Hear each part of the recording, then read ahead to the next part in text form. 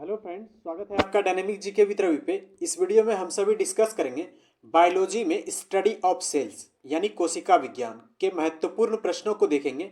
Biology के पिछले video में हम सभी ने क्वेश्चन नंबर 70 के पहले के क्वेश्चंस को डिस्कस कर चुके हैं। अगर आपने नहीं देखा है तो डिस्क्रिप्शन में लिंक है, आप वहां जाकर देख सकते हैं। बढ़ते हैं क्वेश्चन की तरफ। क्वेश्चन नंबर 70 है न्यूक्लियस, ये शो होगा। न्यूक्लियस के बाहर डीएनए कहाँ मिलता है? न्यूक्लियस के बाहर डीएनए मिलता है माइटोकॉन्ड्रिया में। ऑप्शन सी हो जाएगा। यहाँ पे ध्यान दीजिएगा कि न्यूक्लियस के बाहर डीएनए माइटोकॉन्ड्रिया के साथ साथ हरित लवक में भी पाया जाता है, इसको ध्यान रखिएगा। निम्नलिखित पोषकों में से कौन सा एक पौधे की कोशिका भित्ति का एक संरचनात्मक घटक है? संरचनात्मक घटक है कैल्शियम। ऑप्शन डी सही हो जाएगा। निम्नलिखित कोशिका अंगकों में कौन सा एक अर्धपारगम्य है? अर्धपारगम्य कौन सा है? तो इसका हो जाएगा, इसमें कोशिका झिल्ली और प्लाज्मा झिल्ली दोनों तो एक ही हुआ। कोशिका झिल्ली कहिए, प्लाज्मा झिल्ली कहिए, एक ही बात है। तो यहाँ पे दोनों ऑप्शन सही हो जाएगा। ए भी सही होगा और ऑप्शन बी भी सही होगा, दोनों सही है। आगे बढ़ते हैं। कोशिका के बारे में निम्नलिखित में से कौन सा सही नहीं है? इसमें सही कथन नहीं है, ये पूछ रहा है। तो इसका देखते हैं। कोशिकाओं के आकार और आमाप विशिष्ट कार्यों से संबंधित है, ये तो सही बात है। कुछ कोशिकाओं के बदलते आकार होते हैं, ये भी सही बात है कि कोशिका का आकार हमेशा बदल जाता है कुछ कोशिका का। प्रत्येक कोशिका में निष्पादन की अपनी क्षमता होती है, ये भी सही बात है। सभी देह ऊतकों में एक ही प्रकार की कोशिका विद्यमान है, नहीं, ये गलत बात है, क्योंकि सब कोशिका का कार्य जो है अलग अलग होता है, तो ये गलत बात है। तो इसका सही उत्तर हो जाएगा ऑप्शन डी। आगे बढ़ते हैं। निम्नलिखित में सबसे छोटी कोशिका है, इसमें पूछ रहा है कि सबसे छोटी कोशिका कौन है, तो वो हो जाएगा माइकोप्लाज्मा। माइकोप्लाज्मा सबसे छोटी कोशिका है। और वहीं पे बात की जाए कि माइकोप्लाज्मा के बारे में, तो ये माइकोप्लाज्मा जो है एक प्रकार का जीवाणु है। क्या है? माइकोप्लाज्मा जीवाणु है एक प्रकार का, ध्यान रखिएगा। कोशिका व आणविक जीव विज्ञान केंद्र कहाँ स्थित है?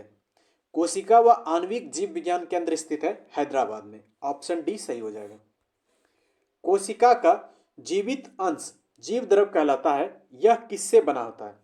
यह बना होता है कोशिका द्रव, केंद्रक द्रव और अन्य कोशिकाओं से बना होता है। ऑप्शन डी सही हो जाएगा। सर्वाधिक संख्या 2n में गुणसूत्र पाए जाते हैं। सर्वाधिक संख्या 2 में गुणसूत्र पाए जाते हैं ऑफियोग्लोसस में। ऑफियोग्लोसस में पाया जाता है। ऑप्शन डी सही हो जाएगा। यहाँ पे ध्यान दीजिएगा कि ऑफियोग्लोसस एक प्रकार का पौधा है और इसमें 630 पेयर गुणसूत्र पाए जाते हैं। कितना? 630 पेयर। वहीं पे अगर गिनती में बात किया जाए तो 630 का डबल कर दीजिए, 1260 गुणसूत्र मिलते हैं इसमें। किसमें? ऑफियोग्लोसस में। अभी तक में इससे अधिक गुणसूत्र वाला पौधा जो है प्राप्त नहीं हुआ है। आगे बढ़ते हैं। वास्तविक केंद्रक किसमें अनुपस्थित होता है? वास्तविक केंद्रक अनुपस्थित होता है जीवाणुओं में। ऑप्शन ए सही हो जाएगा। इलेक्ट्रॉन सूक्ष्मदर्शी की खोज की। इलेक्ट्रॉन सूक्ष्मदर्शी की खोज किसने की? तो यह खोज की है नॉल तथा रस्का ने। नॉल तथा रस्का ने क्या किया? इलेक्ट्रॉन सूक्ष्मदर्शी का खोज किया। ऑप्शन ए सही हो जाएगा। आगे बढ़ते हैं। अंतःप्रद्रव्य जालक यानी कि ईआर की खोज की। अंतःप्रद्रव्य जालक की खोज की पोर्टर ने। ऑप्शन बी सही हो जाएगा। आगे देखते हैं। गुणसूत्र यानी कि क्रोमोसोम शब्द प्रदान किया। क्रोमोसोम शब्द दिया वॉल्डेयर ने। ऑप्शन बी सही हो जाएगा। यहाँ पे ध्यान दीजिएगा कि गुणसूत्र गुणसूत्र का खोज करता है हॉफमिस्टर। कौन करता है गुणसूत्र का खोज? हॉफमिस्टर। और यहाँ पे ध्यान दीजिएगा एक बात और कि हॉफमिस्टर ने गुणसूत्र का नाम न्यूक्लियर फिलामेंट दिया। क्या नाम दिया? Nuclear filament. फिलामेंट। और ये न्यूक्लियर फिलामेंट ही आगे जाकर क्रोमोसोम बन जाता है। क्या हो जाता है? क्रोमोसोम। और ये नाम कौन दिया? वॉल्डियर। यहाँ पे ध्यान दीजिएगा। देखिए फिर से देख लेते हैं एक बार कि गुणसूत्र का खोज हॉफमिस्टर करता है और हॉफमिस्टर ने गुणसूत्र का नाम न्यूक्लियर फिलामेंट दिया, और न्यूक्लियर फिलामेंट आगे जाकर क्रोमोसोम हो जाता है, और ये क्रोमोसोम नाम वॉल्डेयर ने दिया। तो इसका सही ऑप्शन बी हो जाएगा। आगे बढ़ते हैं।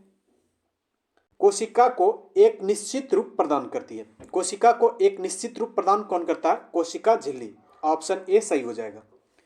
कोशिका द्रव में उपस्थित महीन, शाखित, झिल्लेदार और अनियमित नलिकाओं का घना जाल कहलाता है। क्या कहलाता है? तो यह कहलाता है अंतःप्रद्रवी जालिका। ऑप्शन डी सही हो जाएगा। प्रोटीन निर्माण का सक्रिय स्थल है। प्रोटीन निर्माण का सक्रिय स्थल है राइबोसोम। ऑप्शन बी सही हो जाएगा। कौन सा कोशिकांग केवल पादप कोशिका में पाया जाता है? देखते हैं। कोशिका भित्ति, ये पादप कोशिका में पाया जाता है। लवक भी पादप कोशिका में पाया जाता है। रिक्तिकाएं भी पादप कोशिका में पाया जाता है। तो इसका सही उत्तर होगा ऑप्शन डी, उपर्युक्त सभी। कोशिकीय श्वसन का सक्रिय स्थल है। कोशिकीय श्वसन का सक्रिय स्थल है माइटोकॉन्ड्रिया। ऑप्शन बी सही हो जाएगा। अवर्णी लवक यानी कि ल्यूकोप्लास्ट मुख्यतः पाए जाते हैं। ल्यूकोप्लास्ट मुख्यतः पाए जाते हैं जड़ों की कोशिकाओं में। ऑप्शन ए सही हो जाएगा। फूलों और बीजों को विभिन्न प्रकार के आकर्षण रंग प्रदान करता है। फूलों और बीजों को विभिन्न प्रकार के आकर्षण रंग प्रदान करता है क्रोमोप्लास्ट। ऑप्शन बी सही हो जाएगा। पत्तियों को हरा रंग प्रदान करता है। पत्तियों को हरा रंग प्रदान कौन करता है? यह प्रदान करता है क्लोरोप्लास्ट। ऑप्शन बी सही हो जाएगा। कोशिका को आत्महत्या की थैली कहते हैं। यह क्वेश्चन बहुत बार पूछा गया है। तो कोशिका को आत्महत्या की थैली कहते हैं लाइसोसोम को। ऑप्शन ए सही हो जाएगा। लाइसोसोम में पाया जाने वाला एंजाइम जिनमें जीव द्रव को घुला देने या नष्ट कर देने की क्षमता होती है कहलाता है। यह कहलाता है हाइड्रोलाइटिक एंजाइम। ऑप्शन डी सही हो जाएगा। आगे बढ़ते हैं। पादप कोशिका का सबसे बाहरी आवरण कहलाता है। क्वेश्चन है कि पादप कोशिका का सबसे बाहरी आवरण क्या कहलाता है? तो यह कहलाता है कोशिका भित्ति। ऑप्शन बी सही हो जाएगा। कोशिका में प्रोटीन संश्लेषण कहाँ होता है? कोशिका में प्रोटीन संश्लेषण राइबोसोम में होता है। ऑप्शन बी सही हो जाएगा। निम्नलिखित में कौन सबसे बड़ा कोशिकांग है? क्वेश्चन है कि सबसे बड़ा कोशिकांग कौन है? तो यह हो जाएगा, यहां पे प्लास्टिक नहीं, ये प्लास्टिड है, मिसप्रिंट है, प्लास्टिड, प्लास्टिड हो जाएगा। तो इसका सही उत्तर हो जाएगा ऑप्शन सी। आगे बढ़ते हैं।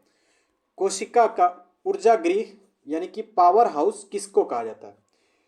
कोशिका का ऊर्जा गृह यानी कि पावर हाउस कहेंगे माइटोकॉन्ड्रिया को। ऑप्शन सी सही हो जाएगा। यदि माइटोकॉन्ड्रिया काम करना बंद कर दे तो कोशिका में कौन सा कार्य नहीं होगा? यदि माइटोकॉन्ड्रिया काम करना बंद कर दे तो कोशिका में कौन सा कार्य नहीं होगा? भोजन का ऑक्सीकरण नहीं होगा। ऑप्शन बी सही हो जाएगा। कोशिका में राइबोसोम की अनुपस्थिति में कौन सा कार्य संपादित नहीं होगा? क्वेश्चन है कि कोशिका में राइबोसोम की अनुपस्थिति में कौन सा कार्य संपादित नहीं होगा? तो यह नहीं होगा प्रोटीन संश्लेषण। ऑप्शन सी सही हो जाएगा। कौन सा रचना जंतु कोशिका को वनस्पति कोशिका से विभेदित करती है?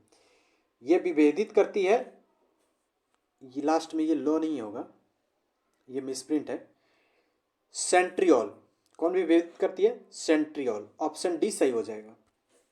सेल नाम किस जीव वैज्ञानिक ने सर्वप्रथम दिया? सेल नाम सबसे पहले रॉबर्ट हुक ने दिया। ये तो ध्यान में ही होगा। सेल नाम सबसे पहले रॉबर्ट हुक ने दिया, और सेल का सबसे पहले खोजकर्ता भी यही है। कौन है? खोजकर्ता रॉबर्ट हुक ही है। ऑप्शन सी सही हो जाएगा। न्यूक्लियस, न्यूक्लियस की खोज सर्वप्रथम किसने की? न्यूक्लियस की खोज सर्वप्रथम की है ब्राउन ने। इसी को रॉबर्ट ब्राउन ही कहते हैं। ऑप्शन डी सही हो जाएगा। डीएनए यानी कि द्विहेलिक्स प्रारूप की पहली बार किसने प्रस्तावित किया? द्विहेलिक्स मॉडल को पहली बार किसने प्रस्तावित किया? ये तो बहुत फेमस क्वेश्चन है। वाटसन और क्रिक ने प्रस्तावित किया। ऑप्शन ए सही हो जाएगा। जीव द्रव जीवन का भौतिक आधार है, यह किसका कथन है? यह कथन है हक्सले का। ऑप्शन सी सही हो जाएगा। आगे देखते हैं क्वेश्चन नंबर 103। जीव द्रव शब्द का प्रयोग सर्वप्रथम किसने किया? जीव द्रव शब्द का प्रयोग सर्वप्रथम पुरकिंजे ने किया। ऑप्शन बी सही हो जाएगा। यहाँ पे ध्यान दीजिएगा कि जीव द्रव्य शब्द का प्रयोग सबसे पहले पुरकेंजे ने किया और जीव द्रव को खोजा भी सबसे पहले पुरकेंजे ने। तो ये खोजकर्ता भी हो गया, खोजकर्ता और नाम देने वाला भी कौन? पुरकेंजे। माइटोकॉन्ड्रिया किसमें अनुपस्थित होता है? माइटोकॉन्ड्रिया अनुपस्थित होता है जीवाणु में। ऑप्शन सी सही हो जाएगा। माइटोकॉन्ड्रिया का भित्री वलन कहलाता है। माइटोकॉन्ड्रिया का भित्री वलन क्या कहलाता है? क्रिस्टी। क्या कहलाता है? क्रिस्टी। ऑप्शन ए सही हो जाएगा। कोशिका भित्ति यानी कि सेल वॉल होती है। कोशिका भित्ति होती है पारगम्य। क्या होती है? पारगम्य। और वहीं पे पूछे अर्ध पारगम्य के बारे में तो इसका आंसर हो जाएगा कोशिका झिल्ली। क्या होगा? कोशिका झिल्ली। ध्यान रखिएगा कि अगर कोशिका भित्ति पूछे तो वो हो जाएगा पारगम्य, तो इसका सही आंसर ए हो जाएगा। और अगर अर्ध पारगम्य पूछे तो वो हो जाएगा कोशिका झिल्ली। ध्यान रखिएगा। आगे बढ़ते हैं। लाइसोसोम कार्य करता है। लाइसोसोम क्या कार्य करता है? ये कार्य करता है कि अंतःकोशिकी पाचन में सहायता करता है। कौन सा अंगक प्रायः जंतु कोशिका में उपस्थित नहीं होता? कौन सा अंगक प्रायः जंतु कोशिका में उपस्थित नहीं होता? तो ये लवक उपस्थित नहीं होता है। बाकी ये तीनों गोल्जी कार्ड, माइटोकॉन्ड्रिया और अंतः प्राद्रव्य जालक ये उपस्थित होता है। Programmed cell death. Program cell death यहाँ पे थोड़ा सा समझिएगा कि प्रोग्राम सेल डेथ उसको बोलेंगे जिसको कि कृत्रिम तरीका से कोशिका को अगर मार देता है तो उसको प्रोग्राम सेल डेथ कहते हैं। का कोशिकी एवं आणविक नियंत्रण क्या कहलाता है? ये कहलाता है एपोप्टोसिस। क्या कहलाता है? एपोप्टोसिस कहलाता है। ऑप्शन ए सही हो जाएगा। कौन सा कोशिकांग प्रोटीन संश्लेषण में प्रमुख भूमिका निभाती है? क्वेश्चन है कि कौन सा कोशिकांग प्रोटीन संश्लेषण में प्रमुख भूमिका निभाती है? ये निभाती है एंड्रोप्लाज्मिक रेटिकुलम एवं राइबोसोम। ऑप्शन बी सही हो जाएगा। निम्नलिखित में से कौन सा कोशिकांग डीएनए रखता है? तो डीएनए रखता है माइटोकॉन्ड्रिया। ऑप्शन ए सही हो जाएगा। यहाँ पे ध्यान रखिएगा कि डीएनए का अगर बात की जाए कि कौन सा कोशिकांग डीएनए रखता है तो ये माइटोकॉन्ड्रिया के साथ साथ एक और है लवक। लवक भी डीएनए रखता है, ये ध्यान रखिएगा। गोल्जी काय का प्रमुख कार्य है। गोल्जी काय का प्रमुख कार्य है स्राव। ऑप्शन डी सही हो जाएगा। किसकी उपस्थिति के कारण किसी पादप कोशिका और पशु कोशिका में अंतर पाया जाता है? किसकी उपस्थिति के कारण? तो ये क्लोरोप्लास्ट हो जाएगा। यहाँ पे दो ऑप्शन है, एक ऑप्शन क्लोरोप्लास्ट भी सही हो जाएगा और दूसरा ऑप्शन कोशिका भित्ति। दोनों ऑप्शन यहाँ पे सही है, ये ध्यान रखिएगा। निम्नलिखित में से किसने यह मूल अवधारणा प्रस्तुत की थी कि सभी जीव कोशिकाओं के बने हुए हैं?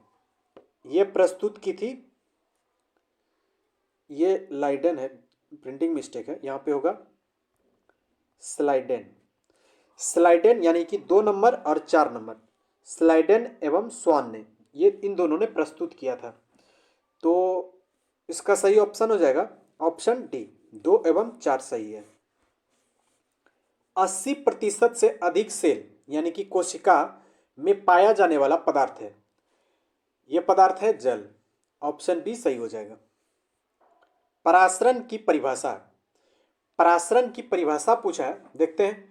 तो इसका परिभाषा है अर्ध पारगम्य कला में होकर कम से अधिक सांद्रता की ओर विलायक यानी कि जल का प्रवाह परासरण कहलाता है। ऑप्शन सी सही हो जाएगा। अधिक लवण वाले विलयन में एक कोशिकी को रखने पर वह सिकुड़ जाती है। क्यों? वो इसलिए सिकुड़ जाती है क्योंकि जल बाह्य परासरण द्वारा बाहर निकलता है। ऑप्शन बी सही हो जाएगा। यदि एक कोशिकी आकार में न्यूनीकृत होती है तब वह एक विलयन में रख दी जाती है। ऐसा विलयन होता है, ऐसा विलयन क्या होता है? तो वो होता है हाइपरटोनिक, ऑप्शन बी हो जाएगा सही इसका।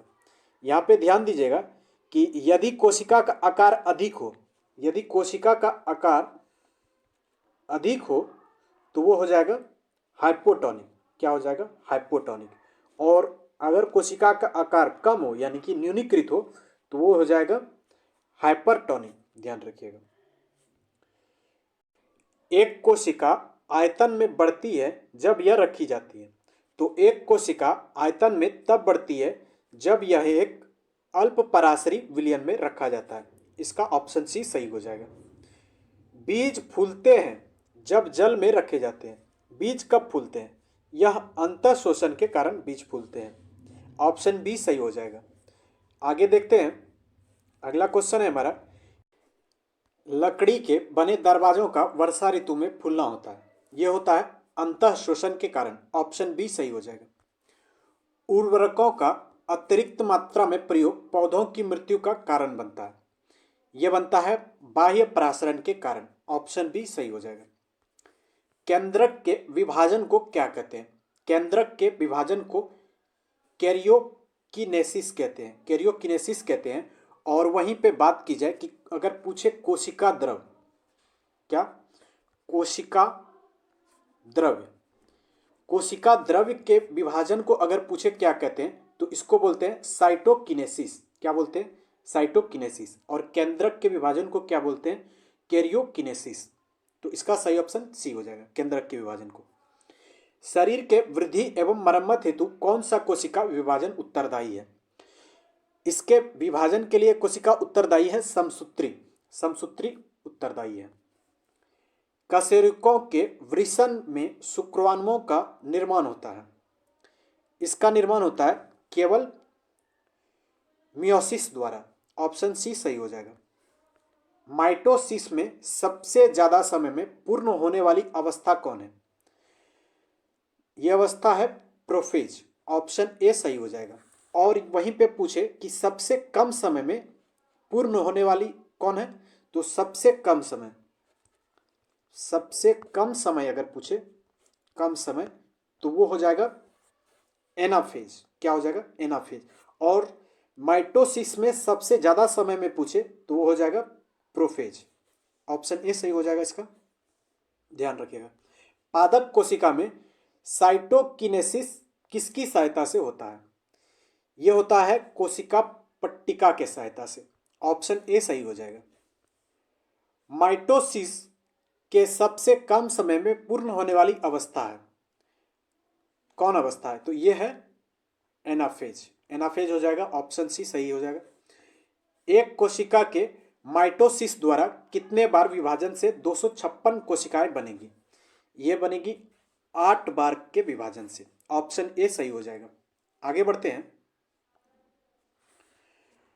क्रॉसिस ओवर, क्रॉसिस ओवर की घटना किस कोशिका विभाजन में होता है? यह होता है अर्धसूत्री में। ऑप्शन सी सही हो जाएगा। पारगति किस अवस्था में होता है? यह होता है पैकिटिन में। ऑप्शन सी सही हो जाएगा। 200 शुक्राणु बनने के लिए कितनी बार मियोसिस द्वारा कोशिका विभाजन होगा? यह होगा 50 बार। ऑप्शन बी सही हो जाएगा। टेलीफेज की विपरीत अवस्था कौन है? टेलीफेज की विपरीत अवस्था है प्रोफेज। ऑप्शन ए सही हो जाएगा। माइटोसिस में सेंट्रोमियर किस अवस्था में विभाजित होता है? यह विभाजित होता है एनाफेज के अवस्था में। ऑप्शन सी सही हो जाएगा। नेक्स्ट क्वेश्चन है, निम्नलिखित कथनों पर विचार कीजिए। देखते हैं कथन। समसूत्री विभाजन में कोशिका केवल एक बार विभाजित होता है एवं क्रोमोसोम भी एक बार विभाजित होता है। हाँ, बिल्कुल सही बात है। अर्धसूत्री, ये अर्ध है, अर्धसूत्री विभाजन में कोशिका 2 बार विभाजित होती है एवं क्रोमोसोम भी 2 बार विभाजित होता है। हाँ, ये भी बिल्कुल सही बात है। तो इसका सही उत्तर हो जाएगा ऑप्शन सी, 1 तथा 2 दोनों। निम्नलिखित में किस कोशिकीय संरचना की खोज फांटना के द्वारा किया गया? यह किया गया केंद्रिका के द्वारा। ऑप्शन ए सही हो जाएगा। प्राणी के जीवन इतिहास में समसूत्री विभाजन का कार्य निम्न है। यह कार्य है बहुकोशिकी जीवों में वृद्धि। ऑप्शन बी सही हो जाएगा। ओके फ्रेंड्स, इस वीडियो में यहीं तक। उम्मीद करता हूँ कि आप लोगों को ये वीडियो अच्छी लगी होगी। अगर चैनल पे नए हैं तो सब्सक्राइब कर लीजिए। मिलते हैं जल्द एक नए वीडियो में। Okay, thank you.